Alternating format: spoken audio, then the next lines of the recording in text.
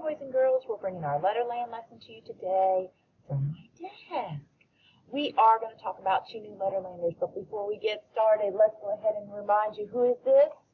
That's Dippy Duck. That's right. What sound does he make? Dip. Who is this? That's Golden Girl. Very good. And what's her sound? Dip, dip, dip. Who is this? This is Lucy Lamplight, and her sound is bull. Here's Peter Puppy, and his sound is it's very quiet. And last but not least is Red Robot, and his sound is Our new Letterlanders today are going to be Sammy Snake. Sammy Snake says in words like sand, sun, sad, and six. He has a hissing sound.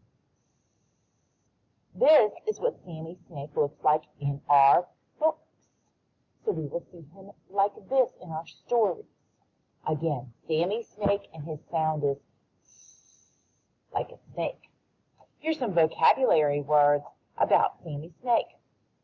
This is the number 6. It starts with a sound of Sammy Snake, but he's also a friend of Fix-It Max, which is the letter X. The letter X is at the end of 6. Sammy Snake starts words like 6 and 7. Here's the word 7. And two more. Sammy Snake, of course, is sleeping in the sun. That's his favorite place to be. And here's a picture of a happy sun, where Sammy Snake likes to sleep all day. Our next Letterlander we're going to meet is Talking Tess. Talking Tess likes to talk on her telephone. So when we see Talking Tess, we're going to hold up a telephone like we're talking on it.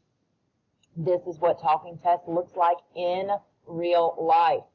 So when we see pictures like this, we're going to know it's Talking Tess. Talking Tess has 10 telephones that she keeps up with. That's a lot. And a telephone tower. Here's what a telephone looks like. See how this cord comes through and it connects to your wall? Now we mostly have cell phones, but this is what a telephone looks like.